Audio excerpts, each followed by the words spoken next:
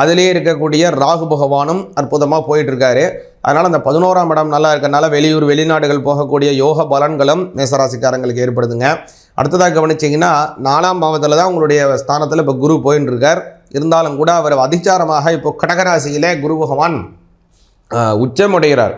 இதில் என்ன அப்படின்னு கேட்டிங்கன்னா 9ஆம் அதிபதியாக இருக்கக்கூடிய குரு பகவான் 5ஆம் பாவத்திலே போது ஒரு கேந்திர பலன் அப்படின்னு பேர். அதாவது உங்களுக்கு மேசராசிக்காரங்களுக்கு 9க்கு உடையவர் குரு பகவான். அந்த 1, 5, 9 அப்படிங்கிறத கவனிச்சிங்க அப்படின்னா ரொம்ப ஒரு நல்ல அமைப்பில் இருக்கும். அந்த குரு பகவான் இப்போ 4ஆம் பாவத்தில் கேந்திரத்தில் போகக்கூடிய அமைப்பில் வருது இல்லைங்களா.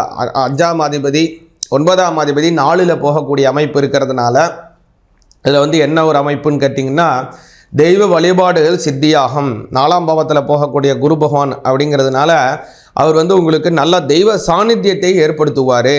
ரொம்ப நாளாக ஏதாவது மகானை போய் பார்க்கணும், உங்களுடைய பெரியவங்களை போய் பார்க்கணும்